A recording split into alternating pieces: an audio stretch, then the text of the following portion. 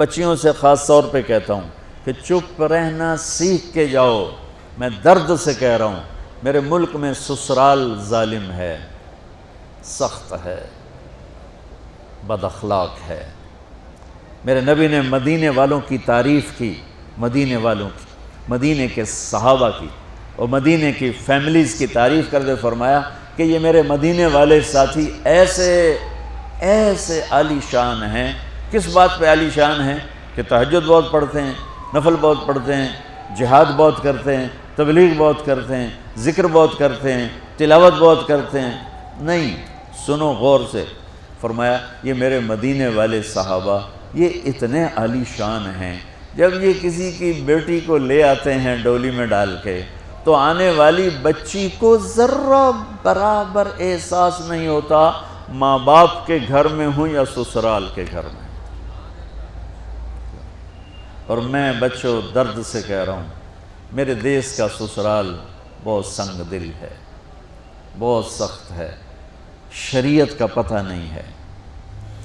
یہ ہمارا joint family system بہت بڑی نعمت تھا، جب ایک دوسرے کا تعاون تھا، محبت تھی اور ایک دوسرے کو آگے بڑھاتے تھے۔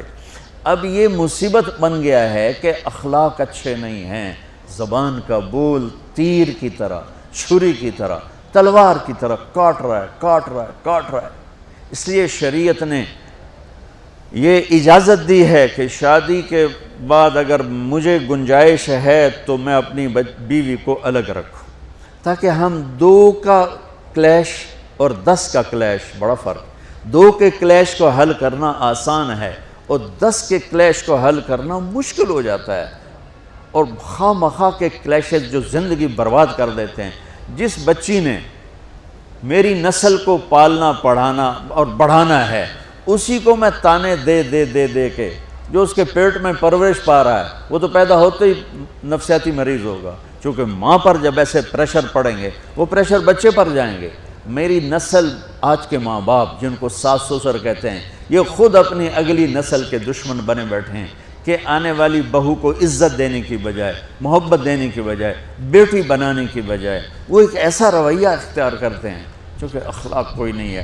وہ سڑ کڑ مرتی ہے نہ جیتی ہے، مشرق کی بیٹی ہے، گھٹ گھٹ کے مر جانا ان کی صفت ہوتی ہے۔ تو وہ جو پیٹ میں بچہ پروان چڑھ رہا ہوتا ہے وہ پیدائشی نفسیاتی مریض بن کے پیدا ہو رہا ہوتا ہے کہ ماں کی ساری ٹینشن وہ اس کے اندر جا رہی ہوتی۔ اس لیے میرے نبی کی شریعت کہ اگر میں مالدار ہوں تو میں اپنی بیوی کو الگ گھر لے کر دوں، اگر میرے پاس اتنی گنجائش نہیں اس کو کرائے پر لے کر دوں، اگر میرے پاس اتنی گنجائش نہیں تو پھر گھر میں اس کے لیے ایک کمرہ، ایک کچن، ایک ٹوائلٹ، یعنی ایک پورا پورشن اس کے لیے الگ ہونا چاہیے۔ وہ بیڈ روم اسی کا ہو، اس میں کوئی اور نہ ہے، وہ کچن اسی کا، اس میں اور کوئی نہ ہے، اس کا واش روم اسی کا، اس میں اور کوئی نہ ہے۔ اگر اتنی بھی ہمت نہیں ہے تو پھر تسبیح پڑھو تو روزے رکھو، شادی نہ کرو، کسی دی بیٹی نو برباد نہ کرو، کسی دی بیٹی نو برباد نہ کرو بھئی وہ پہی دھکے کھاوے۔ اگر تم اتنا نہیں کر سکتے ہو تو پھر مسیح تے چاہ جاؤ، اعتکاف وچ بیٹھ جاؤ بس۔